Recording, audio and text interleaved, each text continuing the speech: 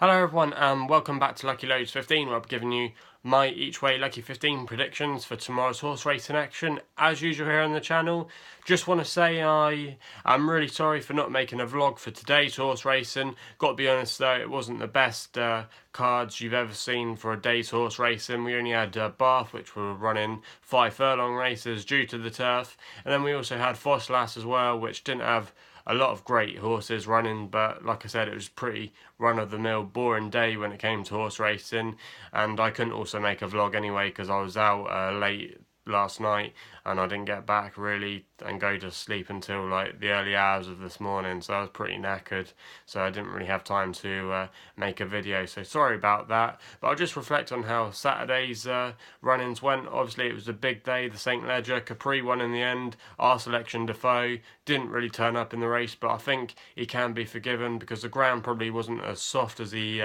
would have liked it, considering when I did make the selection they did think there would be quite a bit of rain on the Saturday with some showers which were forecasted, but they never really turned up. And in the end as well, the rain really kind of stayed away from Doncaster. Okay, they got a bit making the ground soft and that, but it kind of really did dry out over the last couple of days at Doncaster towards the end of the St Leger Festival.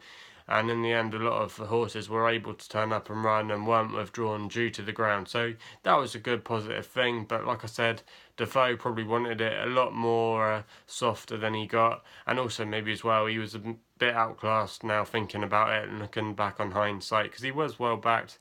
Because I think earlier in the week when it was about Monday, he was about 10 to 1 with bookmakers, and he really had a lot of money put on him, and he was about 9 to 2 in the end. So the gamble really didn't pay off on Defoe, but I'm not complaining too much. It was quite a wide open, at least at the time we thought, St Leger, and it'd be interesting to see how that form holds up. So we'll definitely keep a note on how the Leger form works.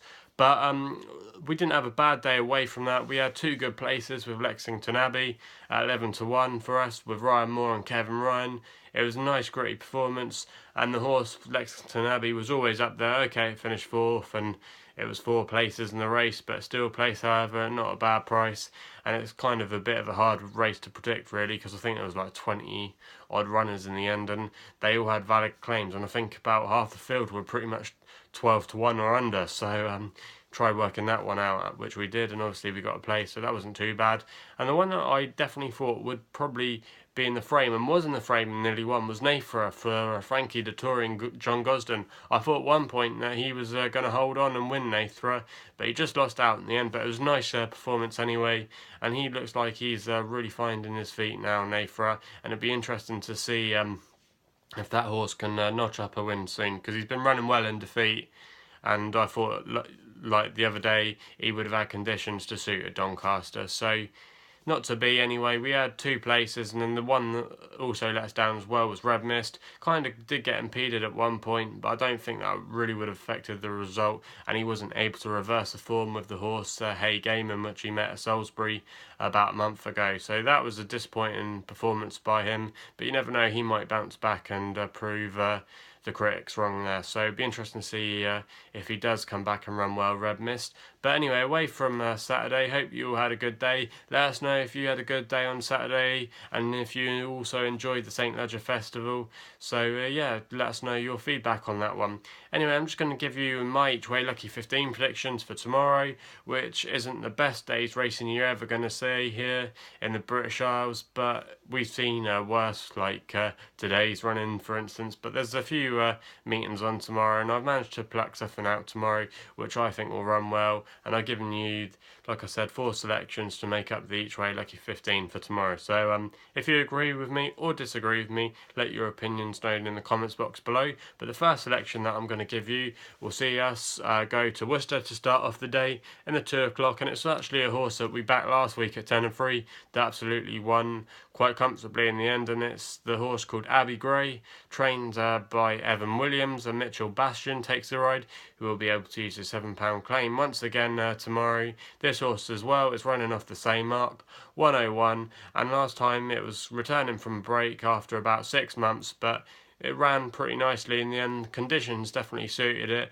and he had been running earlier last season in better company than the company that again he's going to be riding against tomorrow. And I thought this horse at 7-4 was pretty, I wouldn't say a dead cert, but if I was saying what's my banker for tomorrow, I'd definitely say this is my banker for tomorrow. But it's not my nap for tomorrow, because I think there's actually one or two other horses that could be better bets at a slightly larger price. But I thought Abbeygrey at 7-4, that was quite a good price to be getting stuck into there if you think he can win like I can. I think that Mitchell Bastion as well could really ride out his claim over the next year or so. I'd be looking forward to see if he can really progress on his jumps career, because I think he could potentially be a very good jockey, because he has been riding on the flat and now transferring to the jumps. He's taken it to it quite well, and it'd be interesting, like I said, to see how he does in the future. So it's Abbeygrey tomorrow to kick us off in the 2 o'clock at Worcester. The second selection we'll go to tomorrow is to Carlisle, and we go in the 320 there. And the horse that we've gone for here is a horse called Book of Dreams, trained by Mark Johnston, and PJ McDonald will take the ride tomorrow. Currently 2-1 with bookmakers, but again I thought this horse took all the beating tomorrow. This horse has won on debut on heavy ground, then last time out he finished on quicker ground where he finished second behind a horse that's rated 88 and had actually been running not too badly. This race tomorrow is a novice race, so a lot of these horses have only ever run a couple of times or will be making their racecourse debuts tomorrow. So unless something really comes from out of the blue, I thought this horse, Book of Dreams, had the greatest chance in the race tomorrow. Now you can argue that he is going to be giving away weight, but not a lot of horses really, especially flat horses, like the heavy ground, unless they might develop into something like a national hunt horse.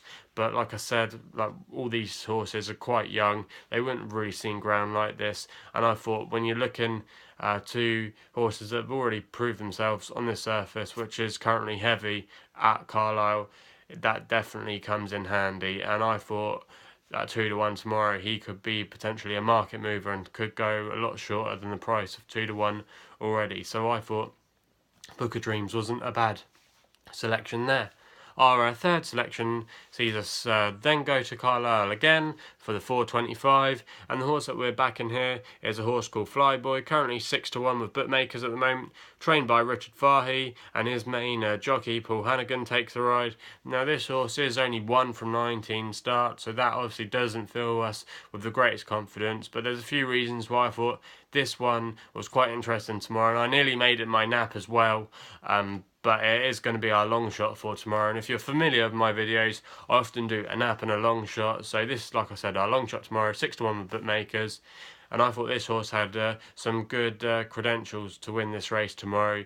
He likes a soft ground. He likes it when there's a bit of cut in it. He's had quite a few places, and last time out he was unlucky at Epsom, and you could definitely forgive him for that run. And then before that he ran at Leicester on soft ground, where he only just lost by half a length to a really good improver called Pursuing Steed of Hughie Morrison's. And I thought this horse, Flyboy, he'd been rated in the mid-80s not so long ago. He's off a mark now of 78, and actually when he did win in his only sole start, it was off a mark of 79, so technically he's £1 lower. And tomorrow he's going to be in a lot of worse company. A lot of these horses rated in tomorrow are in the 50s, 60s, so really he's one of the better rated horses in this. And if he turns up tomorrow and runs like he's been running when he's been running into some places in some better quality races, I thought he had a very good chance tomorrow of being there or thereabouts in the race. And especially, like I said, with him liking a bit of cut in the ground, so it'd be interesting to see how he runs tomorrow. But I thought at 6-1 that was quite a good each way price there, and that would be my long shot for tomorrow in the 425 at Carlisle. We then just have to wait 5 minutes for my nap tomorrow, and we go over to Ireland, to Galway, and they've got a jumps fixture on at Galway tomorrow. And the horse that we're going for here is a horse of Gordon Elliott, Penny Jane. And I thought Penny Jane tomorrow had a great chance in this race. I watched it last time out when it finished second at Kilbeggan. Now, if my criticism had to come in for that race, I'll just say that it was maybe just ridden a little bit too far back when it really needed to go.